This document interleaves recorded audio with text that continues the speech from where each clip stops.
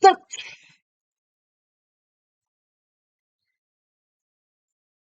Alors, dans cette vidéo, on va voir comment mettre en place votre tableau de suivi. Alors, vous avez plusieurs solutions hein, avec un tableur en général. Si vous êtes dans une grande organisation sous Teams, eh bien, vous pouvez utiliser Excel. C'est ce que je vais utiliser aujourd'hui là pour ça. Si vous non, vous pouvez aussi utiliser OpenOffice, LibreOffice, etc. Mais attention à une chose, c'est que votre tableau, vous aimeriez bien pouvoir le partager avec d'autres facilitateurs si vous êtes plusieurs, ou alors bien demain, si vous avez une personne qui peut vous aider, vous remplacer provisoirement ou même définitivement, c'est comme bien d'avoir un document que l'on puisse partager. Donc, si vous êtes sur Teams et puis donc là, dans ce cas-là, pas de problème, vous pouvez avoir des fichiers Excel partagés. Sinon, vous avez aussi Google Sheet, hein, mais toujours pas quelque chose de totalement libre. Et sinon, il est possible de voir avec LibreOffice Online, avec Collabora et avec éventuellement CryptPad aussi, qui est un système, là je vous mettrai le lien, qui permet de faire des tableaux assez complexes. Sinon, vous avez également Framatcal, qui lui est également totalement libre, mais un peu moins sophistiqué, donc on aura un peu plus de mal quand je vais vous montrer comment les pages vont pouvoir se mettre à jour plus facilement sur différentes choses. Mais vous avez donc plusieurs possibilités et on va balayer ce tableau qui va être votre outil de travail. Donc vous allez le préparer, on va voir qu'il y a plusieurs étapes, hein. Au début avec la communauté, dès que vous avez des nouveaux projets, et puis après chaque fois que vous suivez le projet, comment vous allez faire, on va le balayer ensemble, hein, tout simplement. Et puis à partir de là, eh bien, vous allez pouvoir utiliser ça tous les jours, régulièrement, enfin au moins une fois par semaine, hein, pour appeler les 1 à 3 porteurs de projets que vous allez appeler chaque semaine. Et vous allez voir que le tableau va nous aider, puisqu'on va y trouver toutes les informations, le numéro de téléphone, par exemple, parce que vous savez que les porteurs de projets, vous mieux les contacter en direct de façon synchrone, par exemple par le téléphone, plutôt que par mail pour avoir plus d'implications. Et puis, vous allez pouvoir effectivement comme ça mettre à jour régulièrement ce tableau et ça va être votre outil de travail qui va vous faciliter la vie. Alors regardez bien dans ce tableau de suivi, donc vous avez déjà le nom de la communauté. Alors je vais mettre un nom, hein, par exemple ici on va le remplacer. Donc vous remplacez tout simplement les éléments par, on va appeler ça la communauté de plantation des artichauts au Tibet. C'est toujours mon exemple un peu stupide, mais qui permet d'être valable pour les autres choses au Tibet. Voilà. Donc, on va avoir. Alors, vous voyez que ici, donc vous avez ça à remplir, et puis vous avez trois petites cases aussi en bas. C'est où envoyer les invitations. Alors, ça peut être l'adresse de votre liste. Pourquoi je mets ça? C'est parce qu'en fait, des fois, ben, des personnes vont avoir des questions pour vous. Oui, d'accord, je veux bien envoyer une invitation, mais où est-ce que je le sais? Et je sais plus. Ben, là, vous allez le mettre comme ça, vous l'aurez sous les yeux, ça sera beaucoup plus facile. Alors, si c'est une liste, eh bien, vous allez mettre la liste artichaut framaliste. Point .com par exemple, hein, ou si c'est l'équipe Teams, ben, vous mettez l'adresse de votre équipe Teams, etc. C'est l'endroit de votre outil d'envoi d'invitation. Donc comme ça, vous l'avez sous les yeux. Et pareil pour votre espace de partage, hein, donc quel que soit l'endroit où vous avez mis, que ce soit un site sous Wiki, sous SharePoint, sous un simple traitement de texte, sous n'importe quel outil que vous utilisez pour votre espace de partage, eh bien mettez le lien aussi, ça vous permettra de retrouver. Alors on va mettre, je sais pas, euh, imaginez que l'on mette quelque chose comme, voilà, on va mettre artichaut.fr. Bon, c'est à peu près n'importe quoi, mais c'est pas très grave. Voilà. Et donc, vous avez comme ça, sous les yeux, eh bien, les informations déjà de votre communauté, tout simplement. Le lien vers l'espace de partage, le lien vers l'invitation. Et puis, j'ai mis en dessous le lien vers une petite vidéo très courte de 5-10 minutes qui est totalement publique, que vous pouvez partager donc avec tous vos membres pour savoir comment faire une vidéo, un message d'invitation court, alors moins de 2 minutes pour être lu et qui comprend toutes les informations. Alors c'est un extrait en fait de la formation que vous avez suivie, mais avec quelque chose de très court juste sur cette partie-là. Voilà. Alors une fois qu'on a ça, eh bien notre communauté est prête et on va y rajouter des projets. Alors on va rajouter, alors vous voyez que ici on va avoir une liste de projets et puis après on va avoir des colonnes pour suivre ces projets. Alors on va s'intéresser à chaque fois qu'il y a un nouveau projet sur la partie bleue. Cette partie bleue, eh bien, imaginez qu'on ait un nouveau projet sur, eh bien, voilà, la partie état de l'art, de la culture d'artichaut, par exemple. Et donc, je vais mettre le référent. Alors, si vous avez plusieurs porteurs de projet, ce qui peut arriver, hein, eh bien, mettez-vous d'accord avec eux pour savoir lequel va s'occuper. Vous allez pouvoir appeler, qui va s'occuper des invitations à l'ensemble de la communauté pour pas avoir tout le monde. Donc, on va dire que c'est Marie, par exemple, hein. On va y mettre son téléphone, hein, quelque chose, voilà, etc.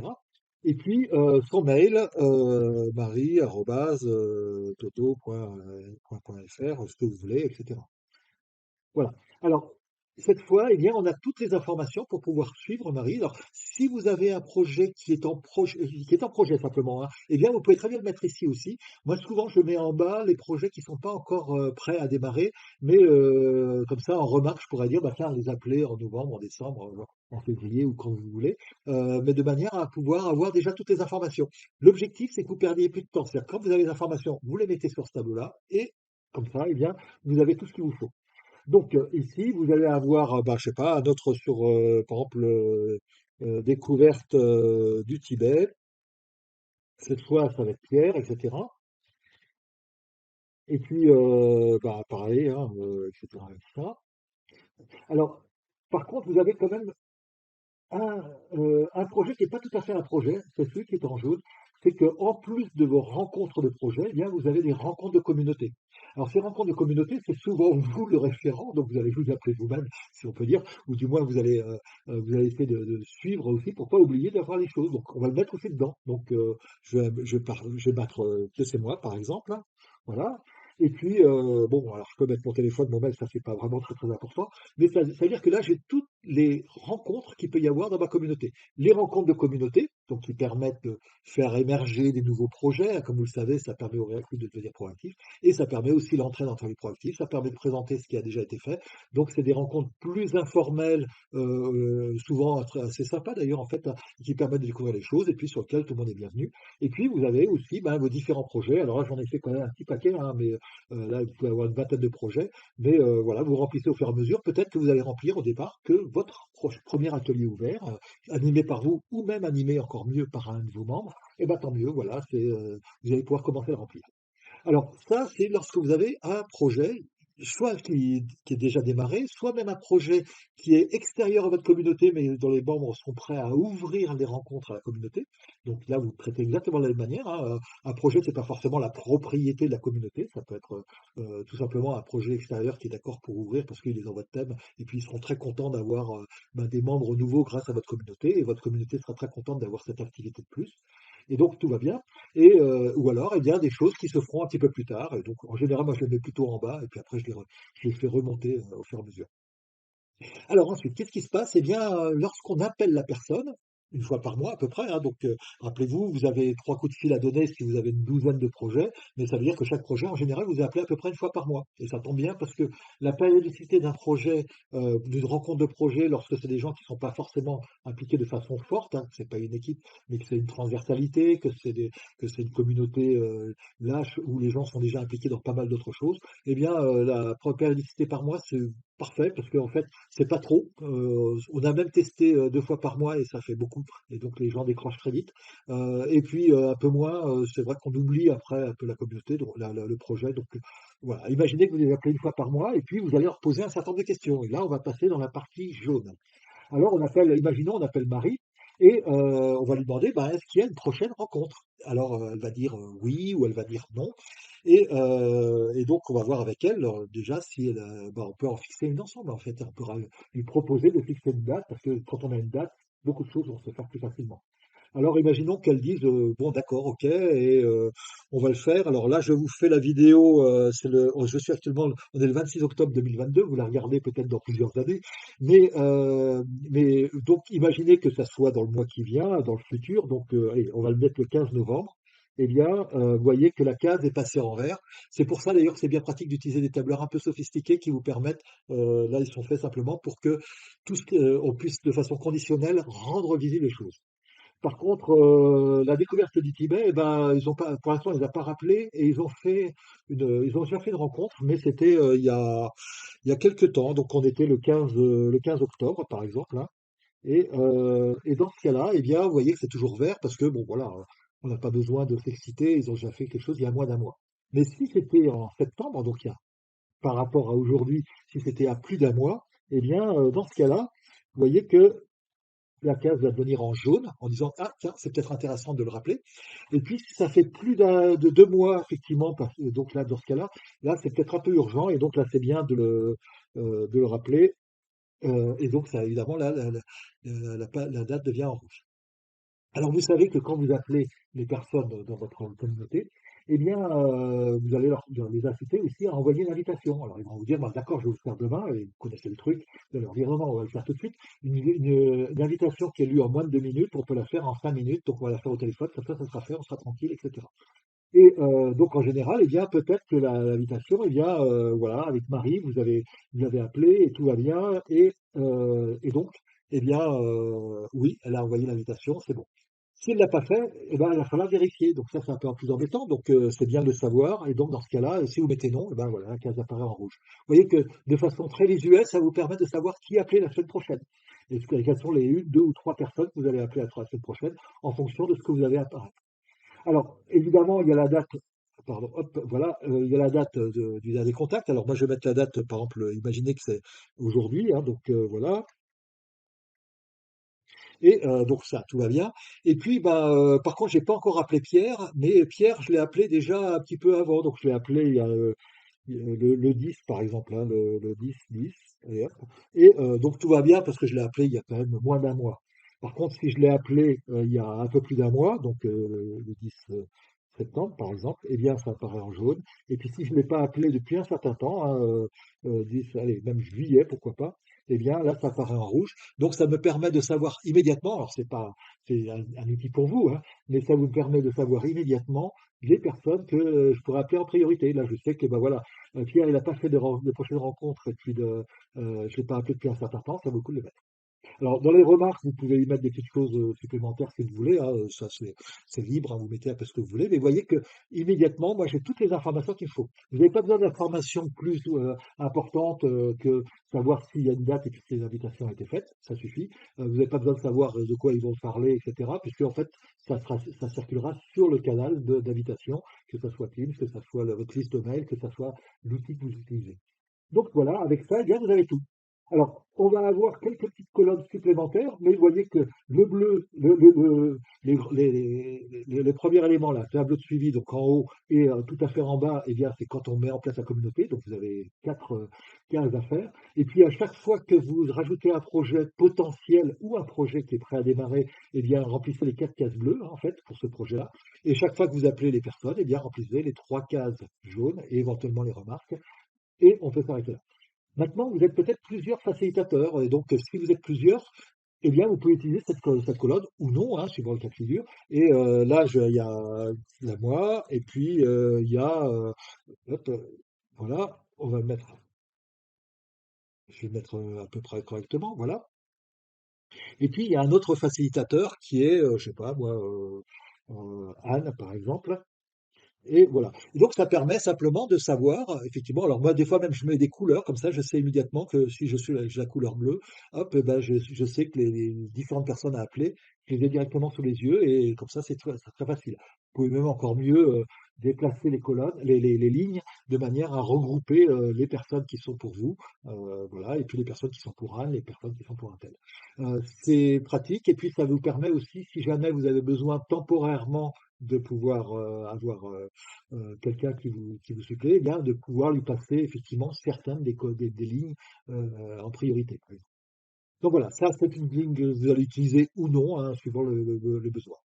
Alors, la partie verte, c'est une petite partie optionnelle, mais qui peut être pratique, parce qu'en fait, souvent, quand vous allez aider les personnes à envoyer leur projet, ils vont dire, voilà, le projet un tel, qui fait ceci, cela, se réunit tel jour, telle heure, dans tel lieu, virtuel ou réel, et vous êtes tous les bienvenus. Enfin bref, vous connaissez les messages courts, mais des fois, décrire le projet en une phrase, c'est quand même bien. Et d'ailleurs, quand on définit un projet avec quelqu'un, c'est bien d'essayer de le définir en une phrase, parce que des fois, si on avait un projet qui s'appelait juste Tibet, par exemple, eh bien, c'est pas très explicite. Donc, dans cela, ça peut être intéressant d'avoir, imaginez qu'on est juste Tibet, par exemple, voilà, c'est le projet Tibet, eh bien, regrouper, par exemple, nos informations sur ce pays. Pourquoi pas, voilà. Vous voyez, donc ça veut dire que ça me permet immédiatement, quand je suis avec les personnes, même si elles ont oublié comment les écrire, au téléphone simplement, et bien, tu vas leur dire, bah voilà, on va essayer de rédiger le projet d'invitation ensemble, hein, donc on a fixé la date. Et bien, on va dire, voilà, le projet Tibet qui a pour but de regrouper les informations sur ce pays. Et là, je les ai sous les yeux, donc c'est extrêmement facile d'aider la personne sans que ça me prenne beaucoup de temps. Alors, je vais y mettre juste à peu près correctement, voilà. Et la dernière colonne qui apparaît, eh bien, c'est le type de production prévu pour le groupe. Alors, c'est bien, en général, que chaque groupe puisse produire des ressources qui puissent servir à l'ensemble de la communauté. C'est pas forcément le cas, mais ça peut être intéressant. Alors, les ressources, ça peut être soit des ressources qu'on crée. Alors, si vous faites un atelier ouvert, par exemple, c'est des fois en question, donc tout va bien. Si les personnes décident de faire des codev, par exemple, pourquoi pas, hein, donc des ateliers de co-développement pour aider un des membres à développer ses propres activités. Très souvent, eh bien, on discute, on fait des tas de choses, c'est très utile, mais ça sert pas à grand-chose. Enfin, ça sert énormément pour la personne qui est aidée, mais après, pour le reste de la communauté, eh ben, on peut pas en faire grand-chose, on sait pas trop ce qui s'est passé. Mais ça peut être intéressant de prendre quelques notes avec j'allais dire les rapports d'étonnement pour en faire une sorte d'étude de cas, en disant, bah voilà, dans tel cas, voilà, bah, on a ressorti telle chose, telle chose. On peut le marquer d'ailleurs en prise de notes pendant la réunion parce qu'on n'aura pas le temps de le faire après. Et donc, on peut très bien avoir, pour des aspects comme ça, des études de cas ou d'autres cas de production. Si vous êtes plutôt dans des communautés locales qui font des choses, eh bien, ça peut être un jardin partagé, ça peut être d'autres choses.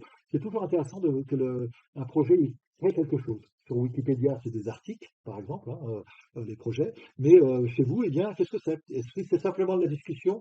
C'est bien, mais à un moment donné, on aura du mal à montrer la valeur, y compris au reste de la communauté. Donc voilà, essayez au maximum. Ça ne veut pas dire que tous les projets vont faire vont produire des ressources. Ça veut dire que certains projets vont peut-être de temps en temps produire des ressources ou non. Si je vous ai présenté les ateliers ouverts, c'est justement parce qu'ils cochent toutes les cases. C'est-à-dire qu'en fait, animer un projet ou y participer, ça prend pas plus de temps, à part le mail d'invitation et le petit coup de fil que vous passez.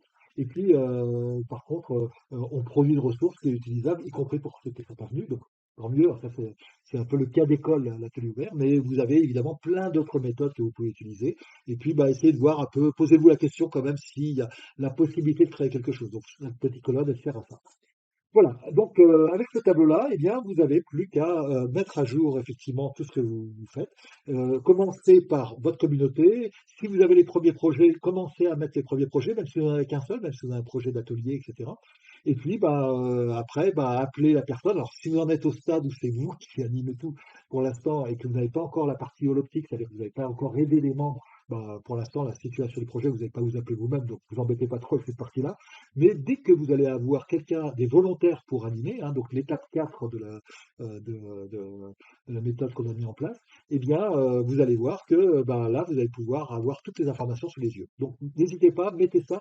Ça vous fera gagner beaucoup de temps. C'est-à-dire que les 10 minutes, un quart d'heure que vous allez avoir pour pouvoir mettre ça en place, ça va vous faire gagner un temps absolument fou parce que vous aurez tout sous les yeux et puis après, il n'y arrive plus que la mise à jour. Alors que si vous n'avez pas ça, eh bien, vous allez chercher les informations à droite à gauche. Oui, c'est quoi son numéro de téléphone? Est-ce que j'ai déjà appelé il y a combien de temps, etc. Donc voilà, l'objectif, c'est de vous faire gagner du temps pour que la facilitation de votre communauté, grâce à ce tableau-là, mise à jour régulièrement, eh bien, ça soit allez, 3 coups de fil par semaine si vous êtes tout seul facilitateur, peut-être moins si vous êtes plusieurs facilitateurs, et donc ça vous prenne pas plus d'une heure par semaine, et même peut-être moins encore, à condition évidemment que ce tableau soit dans un endroit où vous puissiez le retrouver facilement. Et je vous conseille de le mettre encore une fois en ligne. Donc celle-là, il est fait actuellement sous Excel. C'est en particulier pour ceux qui sont sur Teams et des équipes Teams de manière à pouvoir le mettre en ligne sur l'équipe. Mais si vous êtes sur une communauté plus classique avec un espace de partage sur Internet, eh bien vous pouvez utiliser donc CryptPad, Google Docs, etc. À vérifier quand même sur CryptPad que vous avez bien les mises à jour conditionnelles comme vous avez vu là. Je n'ai pas trouvé pour l'instant les petites choses, donc à vérifier quand même. Mais bon, sinon, dans le pire des cas, c'est pas grave, vous n'aurez pas les petites couleurs qui s'affichent là, les oui, les non, etc. Voilà, toutes ces choses-là. Mais c'est pas, voilà, c'est pas très très grave, ça. C'est juste un moyen de gagner du temps en plus. Voilà, à vous de jouer. Mettez en place votre tableau de suivi. N'hésitez pas à me l'envoyer si vous êtes un peu perdu pour que je puisse vous le valider, hein, il n'y a pas de problème.